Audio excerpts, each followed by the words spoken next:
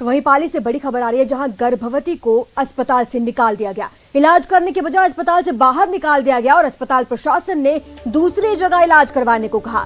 चेंडा प्राथमिक स्वास्थ्य केंद्र का ये मामला बताया जा रहा है। 7 महीने की गर्भवती को इलाज नहीं मिला। बता दें, जिले के रोहट उपखंड के चेंडा प्राथमिक स्वास्थ्य केंद्र पर एक गर्भवती को इलाज करने की बजाय अस्पताल से बाहर निकाल दिया गया तो और दूसरी जगह इलाज करवाने को कहा।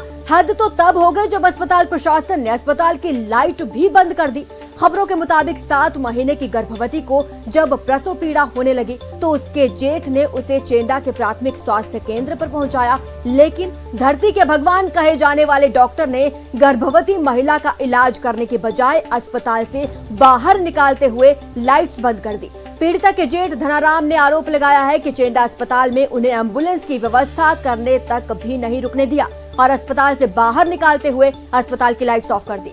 इस मामले में चेंडा के डॉक्टर जगदीश पटेल ने बताया, अस्पताल में प्रसव कराने की व्यवस्था नहीं थी, इस कारण से महिला को पाली रेफर कर दिया और अस्पताल में मरीज नहीं होने के चलते लाइट्स ऑफ कर दी गई।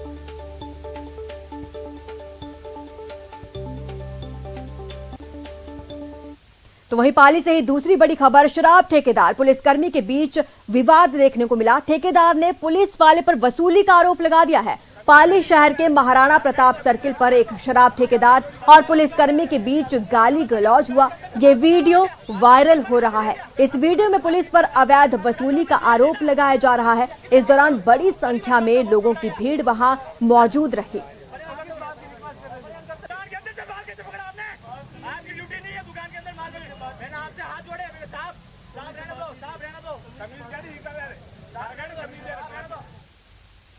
सीकर में नशे पर नकेल, अखेपुरा टोल पर कार्रवाई हुई। कार से 55 किलो गांजा जब्त किया गया। पुलिस ने 2 लोगों को गिरफ्तार किया है। रानोली थाना पुलिस की ये कार्रवाई है। दोनों आरोपी भाई हैं, आपस में मौसेरे भाई आरोपी बताए जा रहे हैं। कार से 55 किलो गांजा इनसे जब्त किया गया है। फिलहाल दोनों से गहनता से पूछताछ की जा रही है।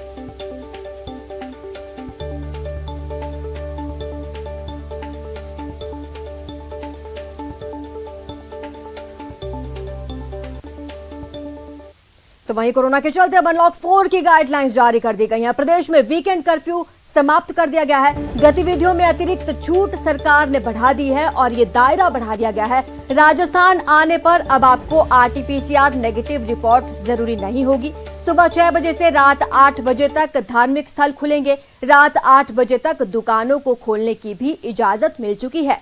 सड़क पर हालांकि बारात निकालने की परमिशन नहीं होगी। विवाह समारोह में डीजे बैंड की अनुमति मिल गई है और आज सुबह से ही ये नई गाइडलाइन प्रभावी हो गई है। संस्थागत होम क्वारंटीन की भी अब आवश्यकता नहीं होगी। वहीं सिटी मिनी बसों का संचालन रात 10 बजे तक हो सकेगा। आमेर महल का पर्यटन में बढ़ता ग्राफ कल 1400 के पार पहुंच गया, क्योंकि पर्यटकों की आवाजाही अब शुरू हो गई है। ऐसे में जब अब राजस्थान में एंट्री के लिए आरटीपीसीआर नेगेटिव रिपोर्ट जरूरी नहीं होगी तो तादाद बढ़ने की और उम्मीद जताई जा रही है। महज 100-125 रोज पर्यटक यहां पर आ रहे हैं। एक दिन में 1000 के पार अब पर्यटक पहुंच चुके हैं। लगातार पर्यटकों का आना जाना मरुधरा में शुरू हो चुका है।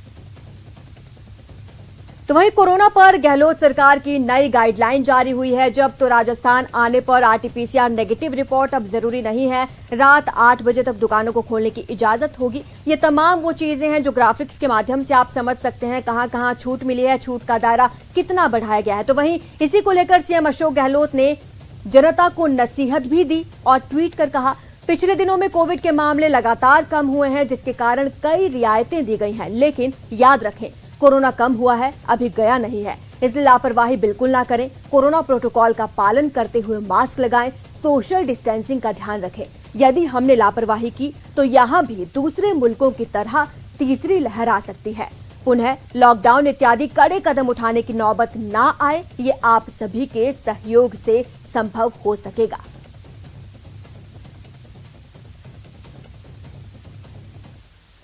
तो संजीवनी की 5 गाड़ियां देश के उन 5 जिलों का सफर तय कर रही हैं जो कोरोना से सबसे ज्यादा प्रभावित हुए। नेटवर्क 18 और फेडरल बैंक की मुहिम संजीवनी खुराक जिंदगी की के तहत देश भर में कोविड-19 को लेकर एक जागरूकता अभियान चलाया जा रहा है। संजीवनी की गाड़ी गांव-गांव पहुंच रही है और हमारी टीम जमीनी स्तर पर लोगों के साथ जुड़कर उन्हें टीकाकरण की अहमियत और फायदों के बारे में बता रही है। आइए देखते हैं कर्नाटक के दक्षिणी कन्नड़ क्षेत्र के दूर दराज के गांव की ये रिपोर्ट, जहां एक छोटी सी कोशिश कई लोगों की खुशियां बन गई।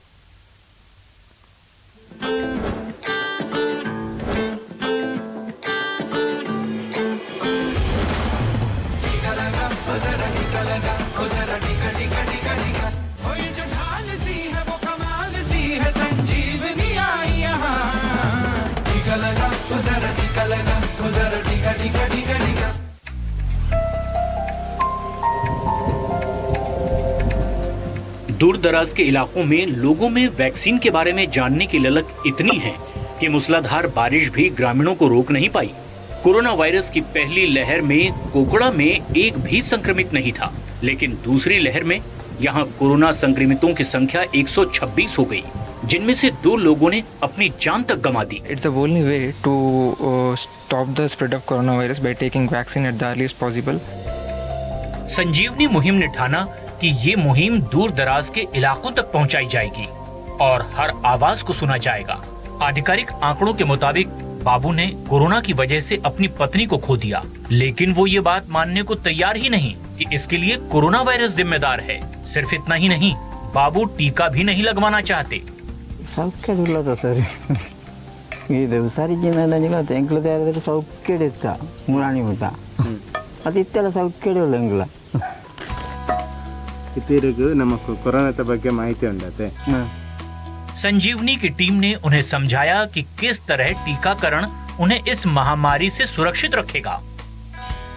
Now he is ready to take vaccine. He was understood like why that vaccine is very important. Oh. That is what we tried him. Oh, that's wonderful news. Can you just ask and check with him? Yeah. Sir, ಈ ರೀತಿ vaccine ಜೊತೆ ready ಅಲ್ಲಾರೆ? Ready ಇಲ್ಲ ಎಂಕ್ಲನ ಈ ಕಾರ್ಯಕ್ರಮ ಆಯ್ತು 2 ತಿಂಗಳ ಆವಿಡು ಜನ book ದೇತನ್ ಬಂಡ ಎಂಚೋದು ಎಂಕ್ಲ ಕೊಕ್ಕಡದ ಗ್ರಾಮಡೆ ದೇತನ್ ಬಾಕಿ ಸಿದ್ಧಾಯಿ ಒಳ್ಳೆ ಬರ್ಫಿಜಿ ಅಂತ। यकीनन अपनेपन का एहसास वैक्सीन को लेकर पनप रहे डर को मिटाने में बड़ी भूमिका निभा सकता है।